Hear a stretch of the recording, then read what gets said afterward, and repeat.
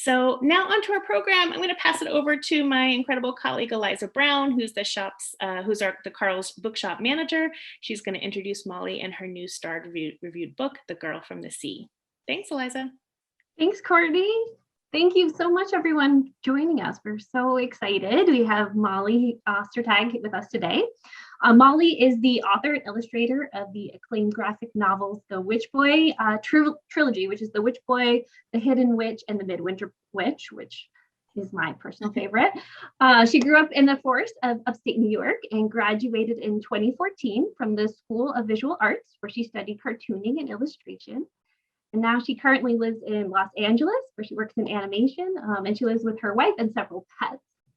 Her newest book is just out, and it's The Girl from the Sea, and it is available in the store. You're definitely going to want to buy a copy. We'll put a link in the chat.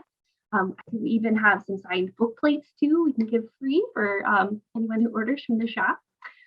We are so excited to welcome Molly to talk about this new book. Molly, tell us about the book. Thank you so much. Oh my gosh, I'm so thrilled to be here. And this is, the book just came out yesterday, so this is like my first like real event after like a little Twitch stream yesterday. So thank you for having me. The Girl from the Sea is a young adult summer romance graphic novel. And it sort of begins with 15-year-old Morgan, and she has a secret. She can't wait to escape this perfect little island that she lives on. She's desperate to finish high school and to just escape from like her mom, who is sad and divorced, her brother, who is being really volatile, and worst of all, her like amazing group of friends who secretly don't understand her at all. Because Morgan is keeping secrets from everyone. And her biggest secret is that she has a lot of secrets, including the one about wanting to kiss other girls. One night, finally, Morgan is saved from drowning by a mysterious girl named Kelty. The two of them become friends, and suddenly life on the island doesn't seem quite so stifling. But Kelty has some secrets of her own. And as the girls start to fall in love, everything that they're hiding will find its way to the surface, whether Morgan is ready for it or not. And so this is a book that is really personal to me. It is sort of set on an island that I spent a lot of time on in my childhood. And it is a book kind of about loneliness and first love and coming out and how scary it is to sort of stand up and declare yourself as something and as someone, but also how rewarding it is and how kind of keeping yourself closed off from other people will sort of separate you from them. So with that being said, I'm going to do a little reading of sort of the first chunk of the book. Bear with me because graphic novels are always kind of weird to read aloud, but I think I've got a good handle on it. And then we'll talk about some process and do some Q&A. So I'm going to share my screen right now. Does that look good? Looks good. Okay, perfect. Okay, cool. So this is the opening of The Girl from the Sea. So we start in a group chat, and Serena is immediately taking charge of the group chat. It's June 11th, it's the evening, and she's like, okay, ladies, now that summer vacation has officially begun, meet me in town tomorrow. It's a surprise. Jules weighs in, I'm there. We've been cleaning Grandma's house for a week, and I'm so bored. And she gets interrupted by Lizzie, who's saying, I have to work, sad cat face. Serena's like, when? Jules is like, Liz, no. Lizzie clarifies, 12 to 3. Okay, so we'll meet at like 10 at Figgy's. Morgan, are you in? Morgan! Everyone's yelling for Morgan. Jules does a creepy voice whisper, Morgan! A little bit of time passes, like half an hour.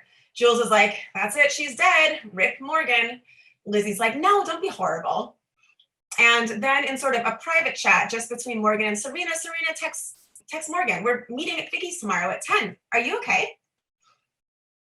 Thing is that Morgan Kwan is not okay right now. She is sinking into the water. She's wearing rain boots and she is sinking to the bottom of the ocean.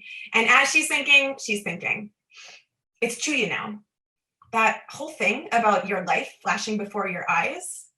I like to keep my life tucked neatly into boxes, but the boxes have been dropped in the ocean and now everything is spilling out. And we see these bubbles full of memories starting to come out from her as all of the breath escapes her lungs. One box holds everything from when I was little. Mom and Dad were still together. Aiden was still fun to be around. Everything made sense then. Another box is my life at school, my friends, and the person I am around them. She doesn't say things unless she knows other people will agree. She's really good at blending in. We see this little house on an island. The rain is pelting the island, is pelting the water. And then there's life at home. Dad moved to the city after months of arguments he and Mom thought we couldn't hear. Aiden started getting mad about everything. I can't even look at him anymore. Every moment I'm home, I want to escape. And we see her storming out of the house. And then in the next panel, we see her slipping on the cliffs, hitting her head. The cliffs are my quiet place, but tonight the rocks were slippery from the rain. So I hit my head and now I'm here and I can't stop thinking of the last secret box. And she starts to swim towards the surface. My big plans to get off this island and move to the city, any city, to go to college. And she sort of starts sinking backwards. She doesn't have the strength to reach the surface. She's just watching it recede above her. And to be gay, far away from this tiny town and everyone who's known me since forever. I thought if I planned carefully enough, it would happen. But now, and we see her sinking into the weeds at the bottom of the ocean. Now I'm in the water and I can see that future spinning away and I want to grab it, but I can't tell which way is up. And with those words, she sinks out of the page. There are no more bubbles coming out of her lips. This would be a really dark way to start the book. However, with a rush of water, strong arms grab her. The next thing Morgan knows, she's gasping in air at the surface of the water. She's pulling herself onto the rocks. She's coughing. She's coughing and she looks up, catching her breath, and leaps back when she sees this girl just sitting in the water staring at her. The girl has huge, shiny, dark eyes and wild hair and freckles, and she's smiling at Morgan like this is the most normal thing in the world. It's not a good night for you to swim, Morgan Kwan, she says. Morgan stares at her, a blush sort of bridling her cheeks. Okay, naked girl, this is an entirely different kind of stressful situation. And Morgan looks away from her. I wasn't swimming on purpose. The girl jumps out of the water farther and Morgan scooches away in alarm. Do you remember me? I remember you. And Morgan stares at her. She is familiar, like a person in a dream. Ow. And she laughs. She's a little loopy. This is a near-death experience hallucination, isn't it? Cute. And the girl checks her head, this little place where she cut her head. Are you feeling all right? You hurt your head. Never better, says Morgan. And she is kind of warming up to the situation. You know, since this is a dream, it might as well be a romantic one. Girl kind of laughs. Romantic? Just a thought, says Morgan, inching a little closer. So this is all in your head then? Mm-hmm, says Morgan, and she takes the girl's face in her hands. You're way too cute to be real. And then they're kissing in this dreamlike space. It's half in the water, half on the ocean. It is totally just a dream that Morgan is having. A little bit later, she's pulled herself away from the shore, away from the girl has slipped into the water. She's peering in the window. She sees her mom looking pissed off. Aiden's nowhere to be seen. Morgan kind of looks in at her home trepidatiously and then opens the door. As she's trying to sneak in, her mom hears her. That you, Morgan? Yeah, says Morgan, and she kind of covers the place where there's a cut on her head. Sorry about tonight, her mom says. I know it's stressful. Aiden's just working through his feelings. You always make excuses for him, Morgan says, and her mom is quiet, not having anything to say back. Good night, Mom, says Morgan, and heads upstairs. In her room, she takes off her drenched clothes. She checks the cut on her head. She jumps on her bed, and she checks all of her text messages. She sees the one from Serena. We're meeting at Biggie's tomorrow. You okay? Morgan texts back quickly. I'm all good. See you then. She's scrolling Instagram, but she can't focus. She closes her eyes and then thinks about that girl and that kiss and how no way that was real, but still. She stares at this picture on her wall. It wasn't real. I inhaled seawater and I had a nice dream or something like that. But she reminded me of something. And we see this picture of Morgan. She's younger. We see her brother. He's younger too. And then we're in the picture. We're in the past. I was 9, so it must have been 7 years ago. And we see presumably Morgan's dad watching them from the bridge. Morgan is in the water. Her little brother Aiden is sitting out of the water with like fake cat ears on. Come on, Aiden, she's calling to him. He's like, kitties don't like the water. She tries to grab him, but he's meowing and hissing. Her dad is like, leave your brother alone. So baby Morgan holds her hands up, back paddles out into the middle of the bay. When suddenly a girl pops up next to her, a girl her age with pale blonde hair and huge dark eyes. Do you like mussels? Morgan splashes in alarm, turning to see this person. I'm allergic to shellfish, she says. Oh, says the girl, because I could get you some if you like them. Morgan's a little curious. How? The girl grabs her hand. I'll show you. She starts pulling off Morgan's floaties. Morgan looks at them nervously. We have to dive for him, says the girl. But I can't dive, says Morgan. And the girl looks at her. Her smile is infectious. Her eyes are bright and shining. Just trust me. And she takes Morgan's hands and they swim under the water. We see these beautiful underwater encounters that they're having. It's like Morgan can breathe like she's surrounded by air, even though she's doing all these things. She's seeing a crab. They're scared of a lobster. The girl is taking her on this tour of the ocean. And then the girl tells her to wait. As she swims behind one of the pillars of the dock, Morgan floats in place. And from the other side of the pillar comes a baby seal. Morgan is so excited. The seal circles her. She reaches out to pet it. And then with a crash, her dad is jumping into the water and his arms are around her and he's grabbing her. He yanks her out of the water. Dad, I'm fine, she says. And he's freaked out. He's soaking wet. You were under the water for way too long. I thought I was following the girl, she explains. Aiden's worried. It's clear that she was down there for too long and sort of the attitude has suddenly become tense. I was following a girl and then there was a seal and she looks out. There's no one there, Morgan, says her dad. And he's right, there's no one there. Back in the present, Morgan sort of stares at her ceiling thinking about this. She flips over, touching the bruise on her head and decides to just go to sleep. Mom is going to kill me if I have brain damage. It's the next morning. Gulls are calling on the roof of this little fisherman's house in Nova Scotia, and Morgan awakes to the sound, annoyed. Her wet clothes are still on the floor, proving that at least not all of that was a dream. She brushes her hair, again covering the cut, and heads downstairs, ready for the day. Her little brother is looking pissed off. Her mom is trying to be cheerful. You're up, she says to Morgan. It's not that late, says Morgan. So here's what I'm thinking, her mom says. She's really trying to put a positive face on after the fight last night. Traffic in the museum is still slow, which means I can take the afternoon off because, and she whips out a beach ball. We haven't been to the beach yet this summer. She tosses it to Morgan. We got to enjoy it before all the tourists come. Morgan just passes it to her brother, Aiden. I'm meeting Serena and everyone in town today. Aiden drops it. Well, I don't want to go with just mom. Their mom looks a little hurt. Well, let's go soon, okay?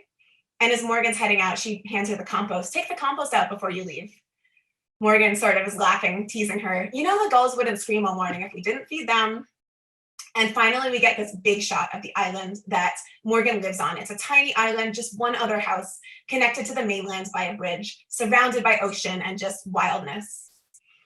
We moved to Wilmette Island from Toronto when I was little. It always felt special. But this is the first summer Dad isn't here, and now everything is just weird. In a few weeks, my job with the kayak rental is starting, so at least I'll have a reason to be out of the house.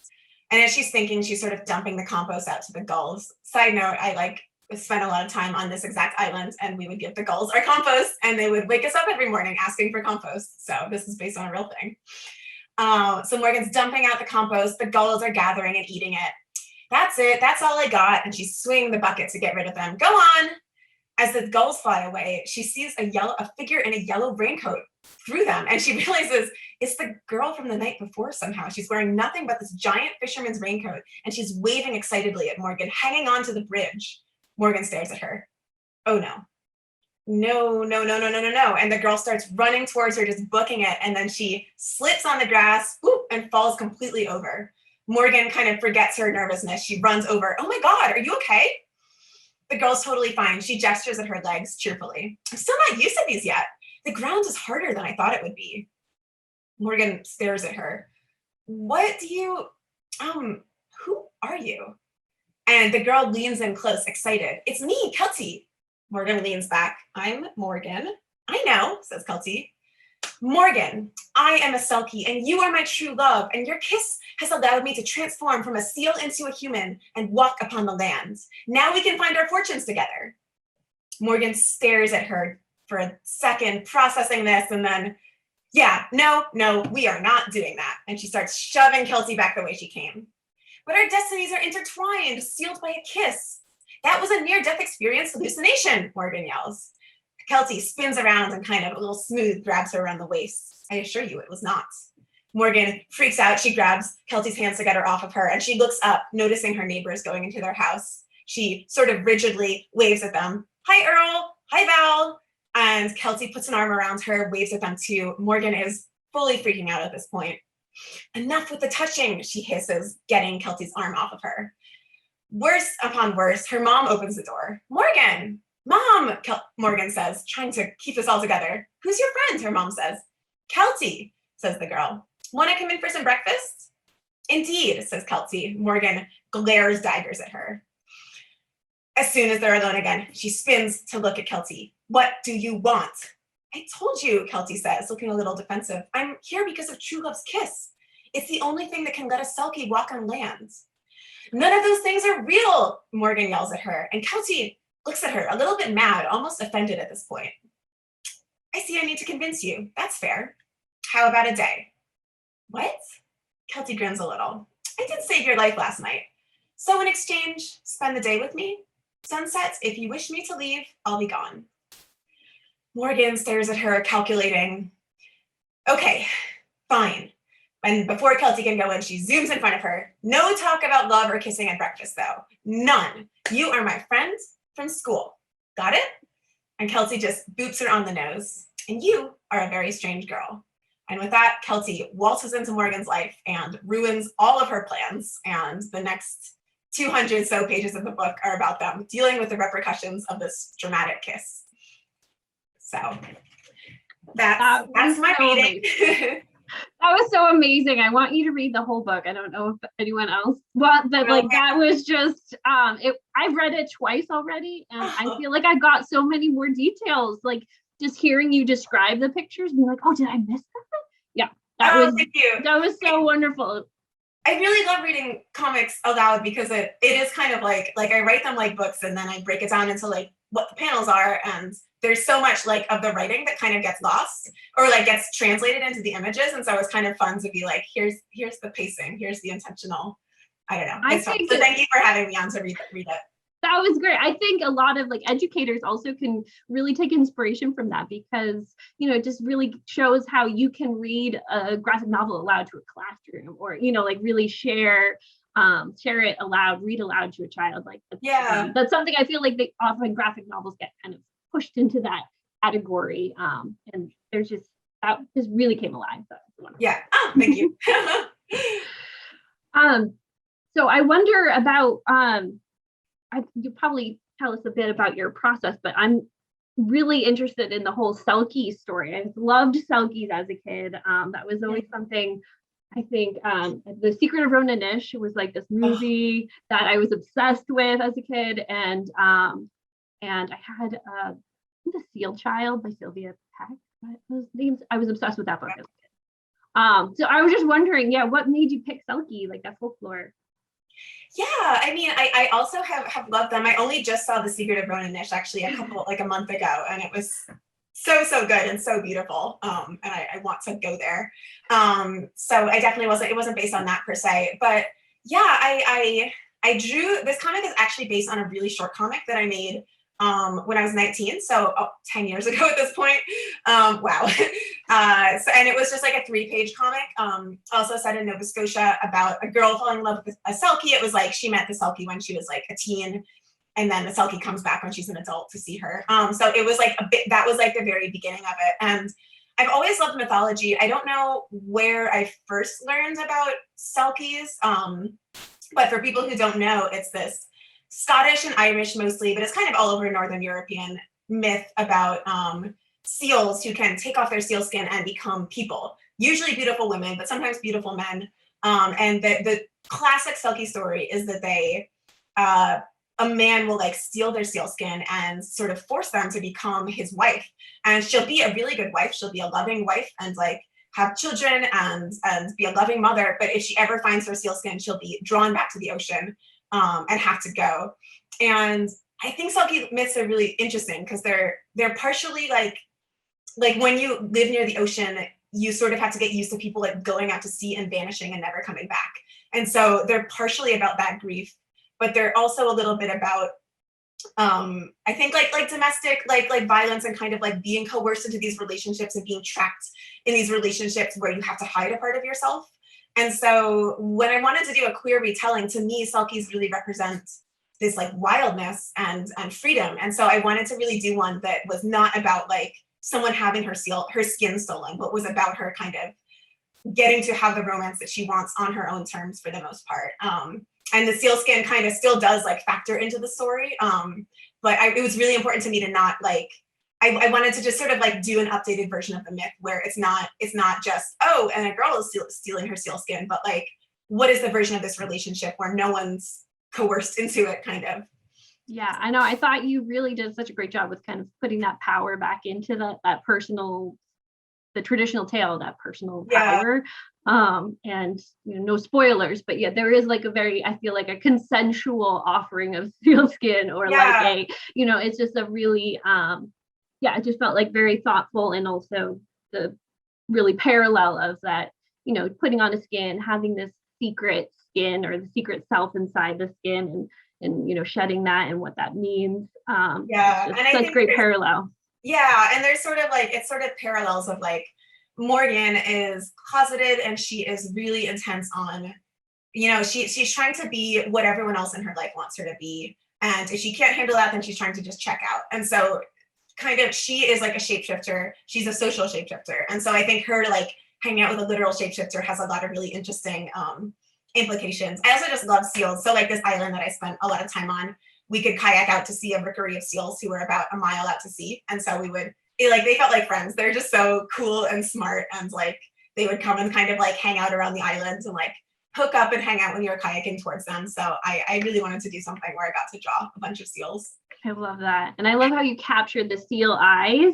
Kelty's eyes are just these big, magical, like kind of sparkly eyes. And that I think, and there's so much emotion in her eyes too, and the way you do them, very cinematic, like capturing. And there's a really tiny thing I did where like her eyes reflect the light a lot, and Morgan's eyes start by not reflecting the light. And then I think like, I don't know how consistent I was with it, but I was like, as Morgan starts to like open up and become more herself, her eyes start to reflect the light too more. And that's so beautiful. Yeah. Visual storytelling. I love all the little details. Yeah, it really does come to life. I was wondering about, kind of your experience in animation, and like the kind of the similarities of like pacing a graphic novel, and kind of knowing when you're spotlighting, like if you're going to do like, close up of the character's eyes or face, or breaking out of the box, when you like kind of put it in a panel, and when it's going to be that like that beautiful ocean islands, kind of overview, bird's eye view. What kind of goes into that process? Yeah, I mean, honestly, like I think I don't storyboard for animation, which is sort of the choosing of the shots, which would be more analogous to making comics. I think that I definitely like know more about comics. But yeah, there's such fun to kind of figuring out the pacing of the page, and whether you want to take the reader through quickly or slowly. And for me, like those big expansive panels that don't have borders, that kind of stretch to the edge of the page, that's telling you this is a moment that's sort of like could stretch to like any amount of time. Like this sort of is indicating that like this is like a long moment. And then the shorter moments, like, sorry, I'll share my screen again because I love talking about this stuff. But so like these like top two panels, like that gives us that like very quick moment to moment, like thinking, reacting, and it's like the same image and the same like shot and everything. And they're small panels so that we know that it's going fast.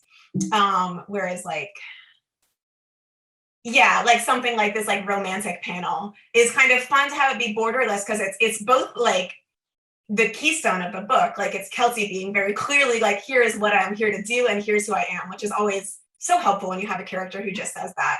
But it also is kind of like, it lets it stretch. So these big kind of expansive panels are just, I find them to be a really lovely way to show that like, this is a place to sort of breathe. This is, time is passing. We see Morgan in like this last panel on the left-hand side. And then we sort of like, this panel is taking her all the way to like walking out of the house and doing all these actions of like throwing away the compost. And so having this like panel to let you breathe is really cool. When it comes to animation, the structure for writing for animation is very, very strict, because you're putting so much into so little. So like I've mostly written for 22-minute episodes, and that's just so like act 1, act 2, act 3, there's the A story, the B story, like we need to hit all these beats. And like, of course you can break it, and I'd love to break it, but it's a lot more constricted. And so books, I love being able to write a book and then sit down and draw it and figure out how long it is. I think maybe it like stresses out my editor because she's always like, how long is the book? And I'm like, I don't know. It's getting to 200 pages. I think it's going to be more. We'll see. But and so yeah. do you write out this whole script first and then do the illustrations, or does it come simultaneously? I do. And actually, yeah, let me share screen again because I brought in some process. Oh, great. Yeah, so I first, so I first write out the script, basically like it's just a novella or something. I bold the dialogue and everything like that, and kind of just try to get it down without thinking about it really being a comic yet, unless I have a really specific idea for a visual. Then I take it and I start to break it down. So this is what my script looks like as it's broken down. Each hyphen is a panel, each bold is a dialogue. Very, very simple. Like I don't mess around with the like page 1, panel 1, because it's just too much effort. And so then I'll take that and I'll transform it into thumbnails. And so I'll do that with the entire book. And really my thought process with these is that I'm trying to make these engaging spreads so that you can kind of open it and be like, here's what's happening on this page, here's what's happening on this page. And then I'm sort of like inspired to turn the page and see what's next. So to me, that's always really important, like figuring out what the 2-page spread is. So then I take this and then I kind of trace over it and do my pencils. I bring in the text. This is like, I change the text a little bit at this point because I sort of will just change it to figure out how it flows. And the text will often like change a lot over the course of the book as like I work with my editor and as I just kind of am like working on the book as a whole and figuring out how people talk. So it's like kind of like the pacing of this conversation follows the same thing. Like Morgan's like, kissing girls doesn't count if it's not real. And it's like, is that so? And I changed that to like, if this is a dream, it might as well be romantic. And that's kind of like, just like, I know what the pacing of the conversation is, but I still have to find the exact right words. So then from these pencils, I will ink it. That's sort of that's like the fun part for me, honestly. It's like bringing in the details and really making sure, being like, I don't know, like figuring out what everyone's costumes are and drawing everyone specifically. It's always fun. I always have this like mantra of like have like one good drawing per page. And so I'm like, I feel like this page, I like the second or the third and the fourth panels the most. So like, those are my good drawings. And then I used to color my own books, but I'm so fortunate that Scholastic brings in this incredibly talented colorist, Marta Baiho, who's Pencil Cat on Twitter. And she's colored all of your favorite young adult graphic novels. So like you've definitely seen her work in like Wings of Fire and Lumberjanes, so much stuff. And so she did this really, really wonderful job on this book, just like bringing the colors and really painting in the backgrounds and making it like so lovely. And so yeah, that's basically my process.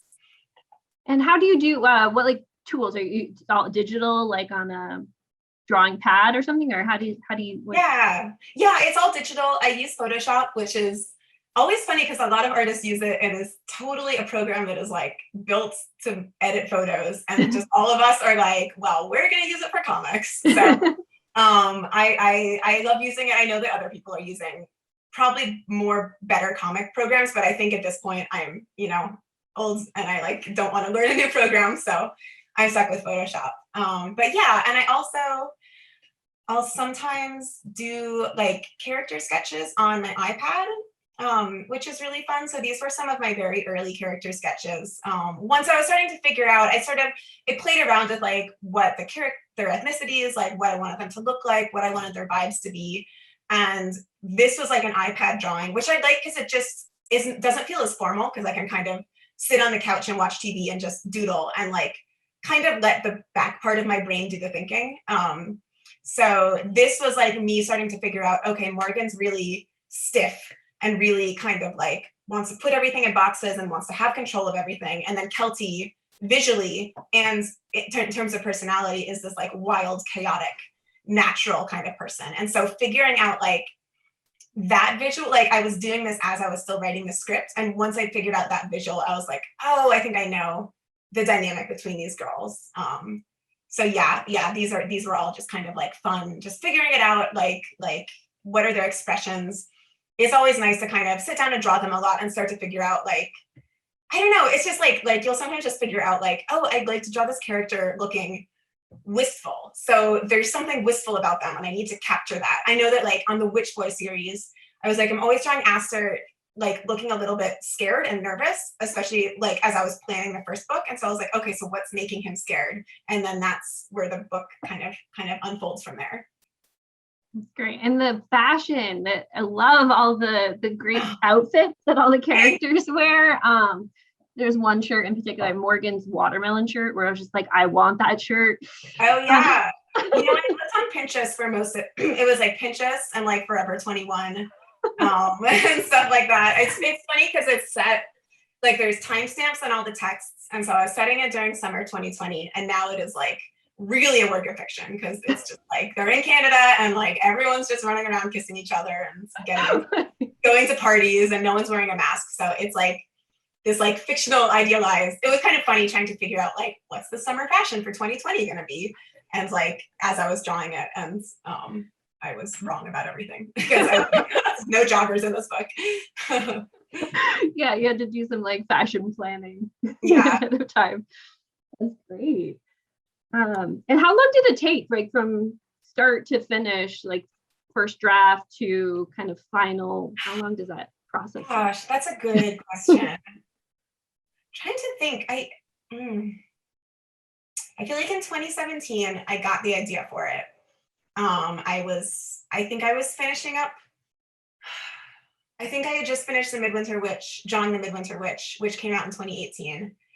And I didn't know what I was going to pitch next, and I was kind of anxious and stressed out about it. And I went to this comic retreat in Alaska called the Alaska Robotics Camp, I think is what it's called. It was really lovely. A lot of like amazing artists were there, but the landscape reminded me of Nova Scotia so much. I hadn't been to Nova Scotia for a while, and it just like sort of reminded me of that story I made when I was 19.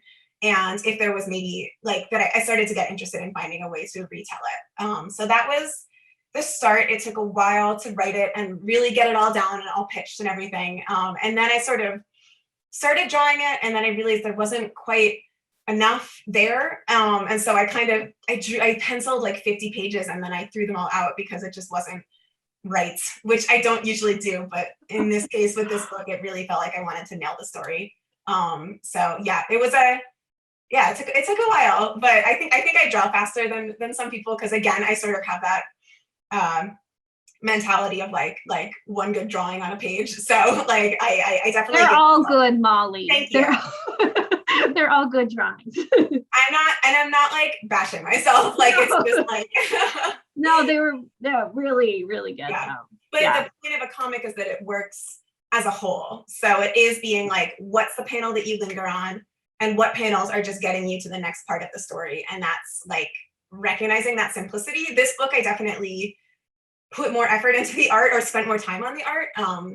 But yeah, I definitely like, it's important to me to have these like time-saving tips because I want to get stuff done. And with the Witch Boy series was more kind of more middle grade, and this one is young adult. Was there like any differences in how you approached creating them? Yeah, I mean, besides the obvious like narrative differences, this one is a little bit longer. I felt like I could do a little, I mean, I always like kind of leaving parts of the story unsaid and having them be told throughout the illustrations, having there be scenes that aren't illustrated but are just referenced. And so I think I did that on Witch Boy too, but I think I maybe perfected it a little bit more on this book. And then also kind of just like the art style, again, I wanted to like really have this like very contemporary fashion that hopefully felt like real to people. I will see. I haven't had any teens telling me that I'm wrong so far. So we'll see. And they can if they want to. But yeah, kind of just like trying to really get these details. And also it's in this very specific place. It's in Lunenburg, Nova Scotia, which is a real place. And it's very beautiful. And I wanted to do it justice by drawing it correctly. And so the Witch Boy is a much more generic kind of like forest suburb area. So it was pretty cool getting to like really pull on specific details for this. And that was based on the place where you would summer? Yeah. Oh, that's wonderful. I think, yeah, did you have a picture? I think. Oh yeah, I did. Yeah. Oh yeah, I think that's my last picture. Yeah, it's Oh this yeah. incredible island called Nova Scotia, or called Wilmot Island. And my parents live, I don't know if you can see that, they live in that house.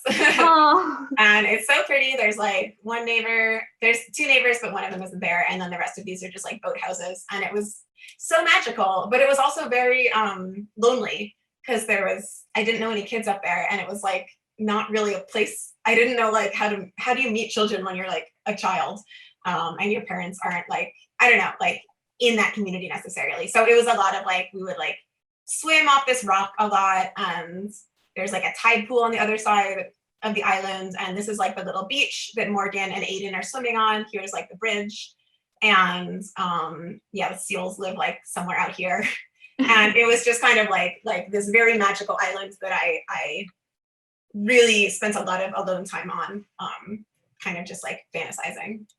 Oh, that's so perfect. That's like very summer vibes right now. I think we all could get inspired by that.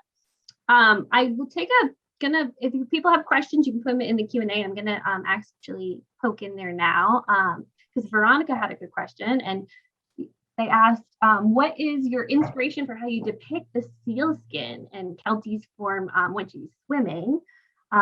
Specifically the hair and the seawater covering a different body part, different parts.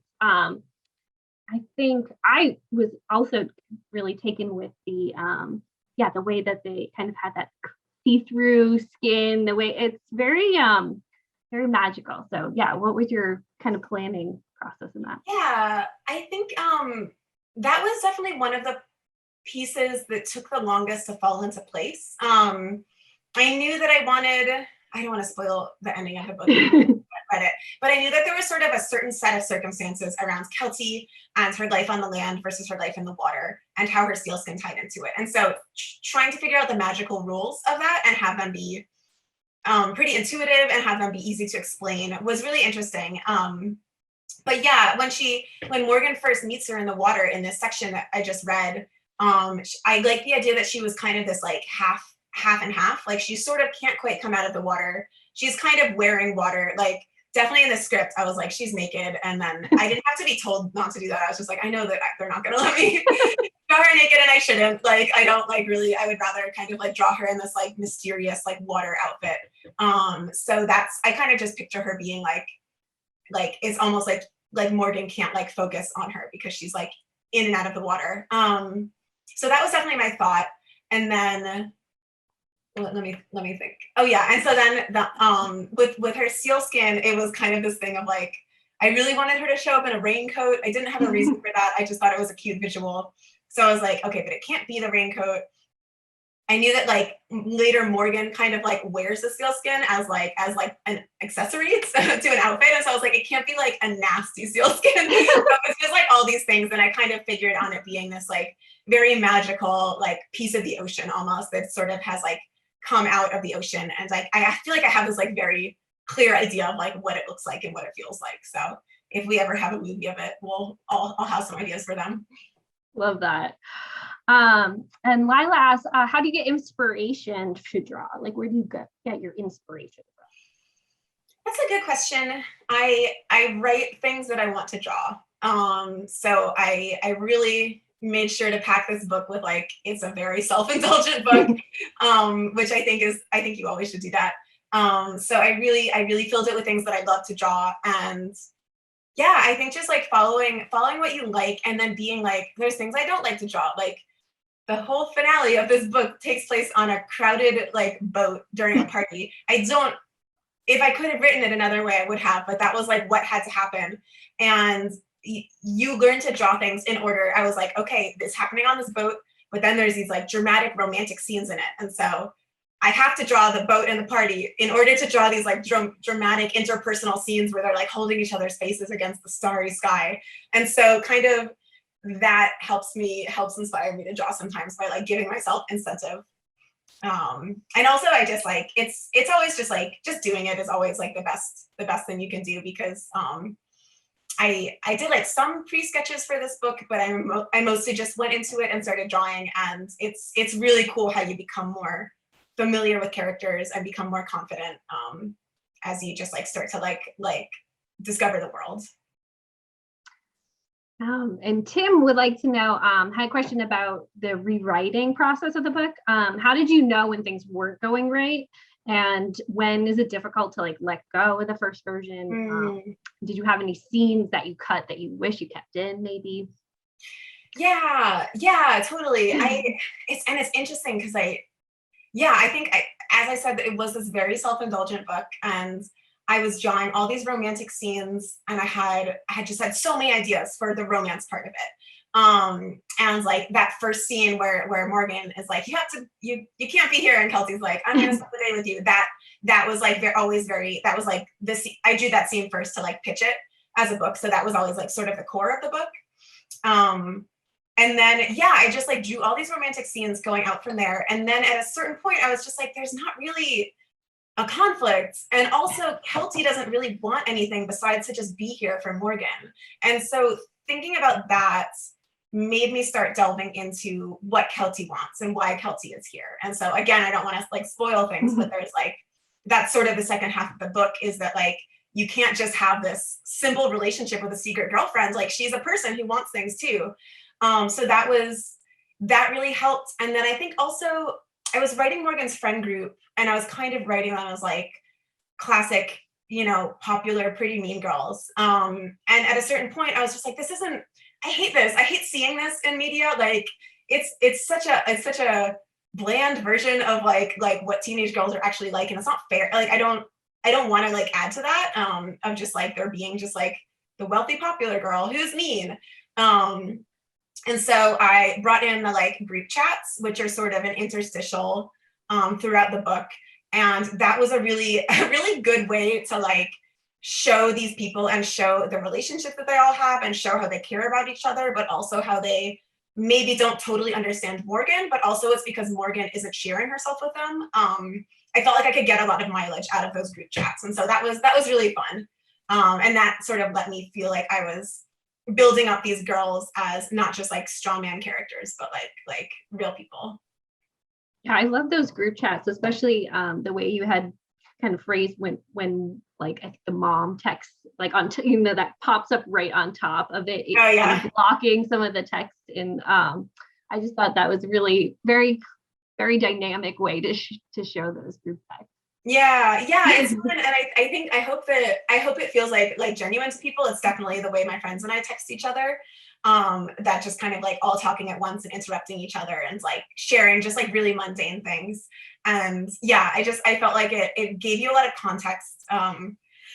For me, like Morgan's big motivation is wanting to be closeted and not wanting to come out, more specifically, and not wanting to be known by people. And I didn't want to make a story that was about homophobia. Like, I didn't want her to be afraid of like her mom's reaction or afraid of like religious leaders in her community or something. But to be like, it is sometimes so scary to have those close female friends who you're supposed to share everything with. And then to be like, I have something that I think is different than you, and I'm so scared to tell you. So to almost like bring in that fear almost through like a positive rather than fear of a negative, but to be like, she doesn't want to mess up this friendship with these girls.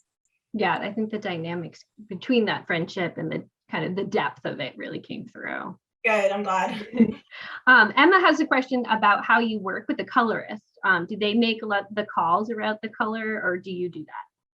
Yeah, Marta's a really great colorist, and it was cool because I worked with her on The Midwinter Witch, and that I already established a coloring style for, and so I had some pretty specific ideas for it. And she was really good at just mimicking my style exactly. And on this one, it was a little bit more like go for it and do what you want to do what seems right. And so I would give her certain colors for things, or be like, I just feel like this outfit should be this color. Here's like, the skin tones of the characters. Here's things like the house and the island. Like, I definitely would color a couple pages to give her an idea of what the colors would be, but then so much of the atmosphere and so much of the effects are just like things that she brought in that I did not do or ask for. And it's so cool. Like, I really cried the first time I got the colors from her, because for never having been to Nova Scotia, like she captured it and like this very specific color palette of that area so perfectly.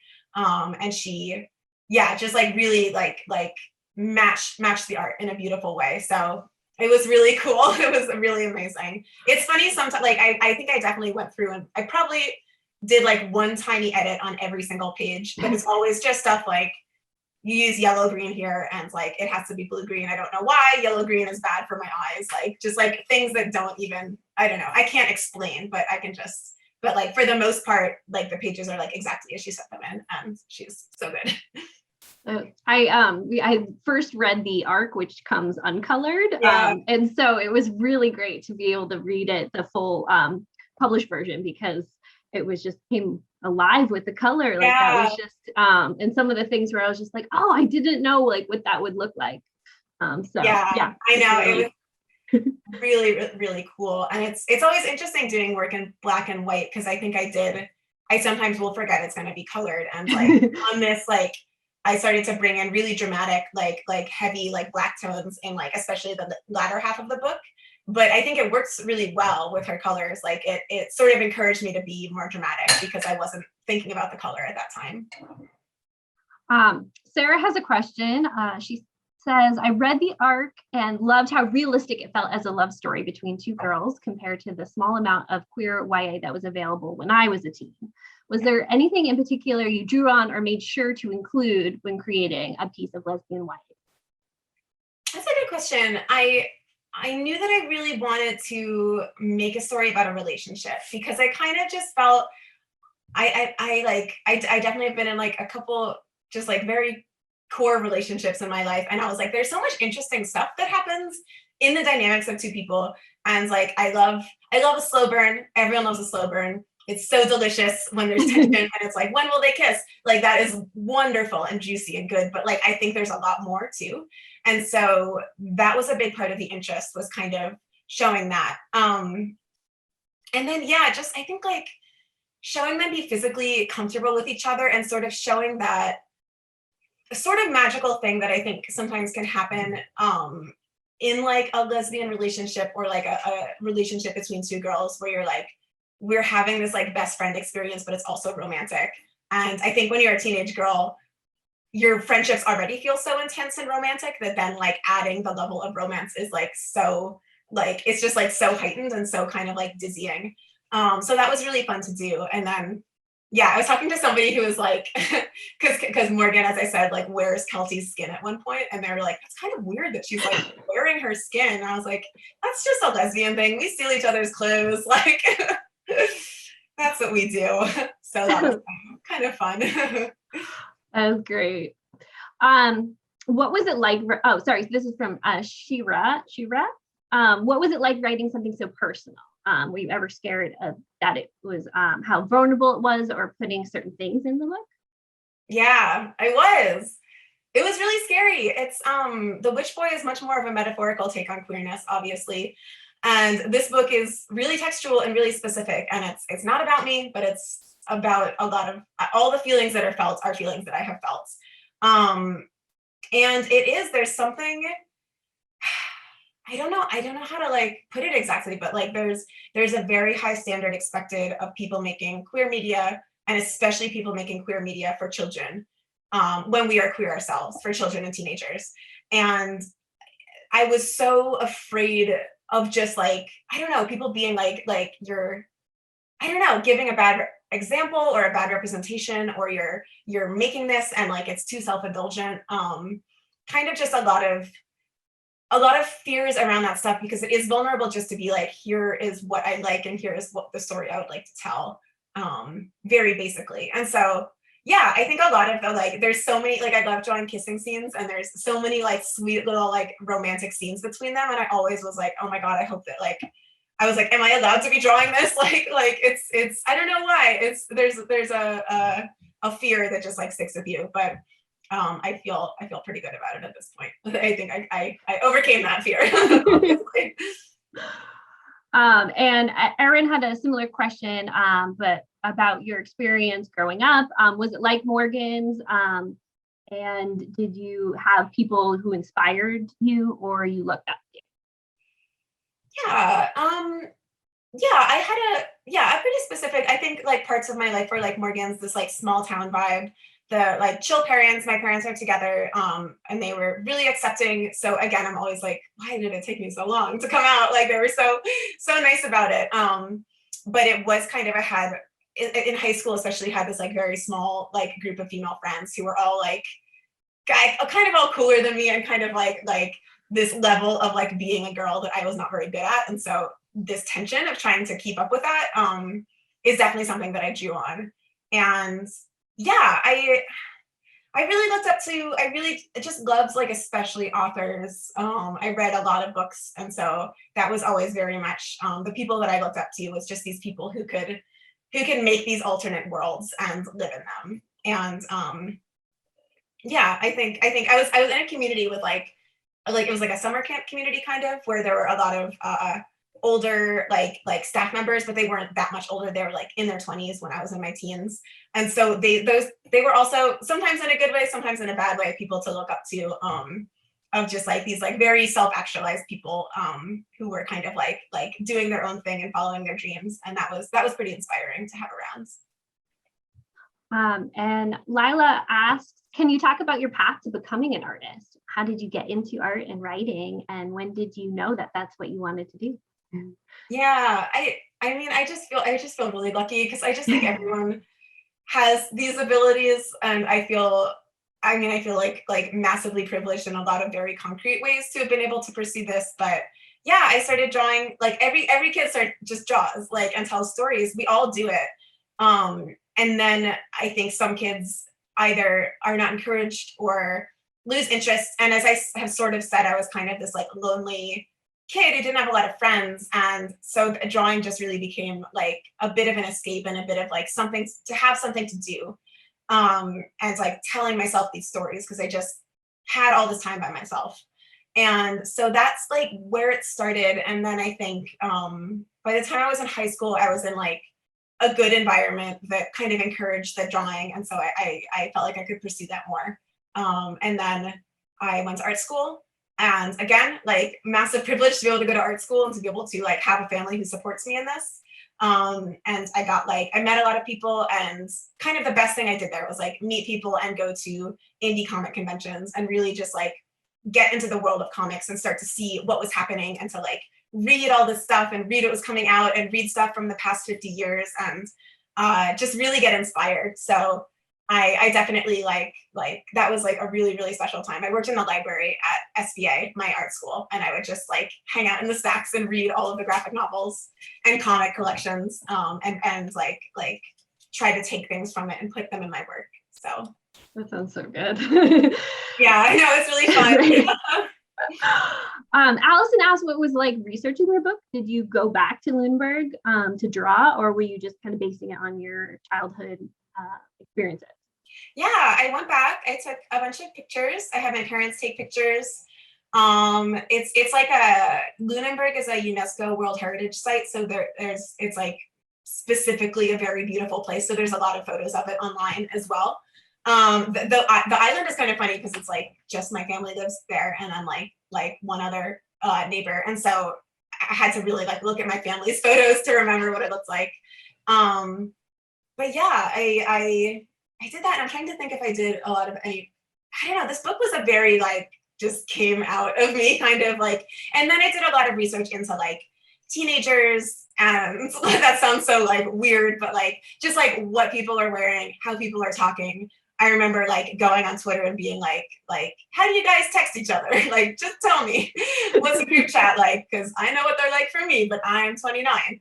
And so that was kind of cool. So someone actually had this great advice where they were like, I guess on like fan fiction websites, there's a form of fan fiction that's like just text chats between characters, which is so genius. And so I like went and looked at those, and I was like, okay, I can see these like typing patterns. So yeah, I love making work for younger people, and I always want to like really honor them and like respect them. And so I think doing something like their text group, it could have easily been like, oh, texting is bad and this friend group is whatever, but I wanted to show the more nuanced side of it. So I definitely felt like I had to do research in that area. Oh, we're just about out of time, but I'll one more last question from Mariel. Are there upcoming graphic novel projects that you're currently working on or excited about? Man, I'm not yet. I kind of am like waiting for the next idea. I have some cool things in animation that I annoyingly I can't talk about. But yeah, I'm sort of like waiting for the next big idea, and I think quarantine was very weird because I know that I had a lot of feelings about it, but I also don't think I processed them yet. And so I'm kind of waiting to see like like what comes out. I know that I'll be able to tell it when I can. I sort of like I got a little panicked last year and I was like, oh my God, I have to have my next book. So like I was trying to like force it out and being like, I'm gonna write down lists of everything I'd like and then combine them in different ways and like see what sparks something. And it just like it doesn't work like that for me. So hopefully there'll be something in the future, but there are so many other amazing graphic novelists making work like this as well. So I think like we're never going to be hungry for graphic novels. Well, thank you so much. This has been so wonderful. We're just put a link again in the chat. People can buy your book, and we're so grateful that you're able to spend some time with us today. Yeah. Thank you. And thank you to all of you who joined us and asked some great questions. This is a fabulous event. We will also have it, a recording up on our YouTube channel with captions, and you can share it out if you had friends who missed the event and want to watch. Yeah.